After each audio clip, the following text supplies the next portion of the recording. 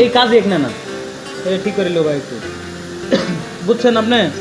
এখন কথা আছে, এখন যদি আমি কি করি, নিডলটা দাবাই, নিডলটা ভেঙে যাবে না, এটা প্লেটের উপর, তাহলে কি করতে হবে, আমাকে হোমে নিয়ে যেতে হবে।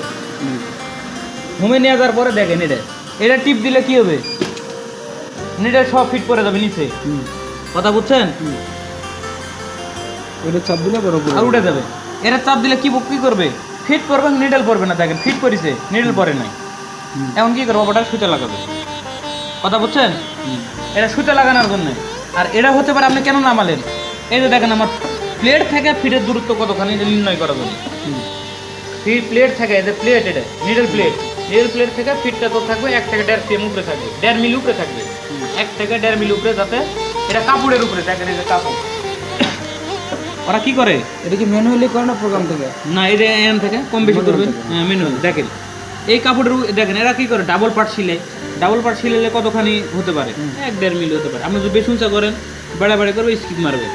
তো সবসময় চিন্তা করবেন যে আমি এর সে আর উঁচাতে রাখবো না, 1 থেকে 1.5 মিলি, যাতে কাপড়ে যেন বাড়ি না খায়। কাপড়ে বাড়ি খালে দেখেন এদের ফিট কিন্তু পরে আছে, নিডল দেখেন এদের ফিট পড়ছে, নিডল মারতেছে না, কাপড়টা ধরে নিতেছে না, তাহলে ফিটটা কোনো মতো ছোঁয়া ছোঁয়া থাকবে, নিডল সুইং হবে, সুইং হবে, সুইং হবে, কথা বুঝছেন?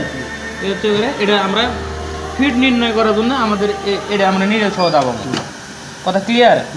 আর আপনার এটা এই যে মোটরের হাই লো লেখা আছে, লোতে দিলে স্পিড বাড়বে কমবে, হাইতে দিলে স্পিড বাড়বে, কথা ক্লিয়ার? বুঝতে পারছেন?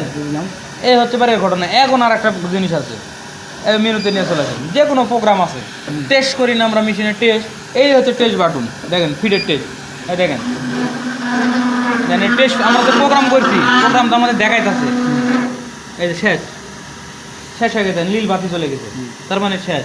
কোন থেকে নিয়ম কেমনে, এই যে এন টিপ দিলে আমাদের চলে আসবে। কি বলছি, এটা ফিট যে জায়গার থাক জায়গা মতো আনার জন্য এটা, আর এক হোম পজিশন, এটা হোম পজিশন তো হাত দিয়ে টেনে না পারবো না, এই জন্য ব্যাটারা এই প্রোগ্রাম দিয়েছে চলে আসবে, ব্যাক প্রসেসর ব্যাক হবে, সামনে আসবে, কথা বুঝছেন?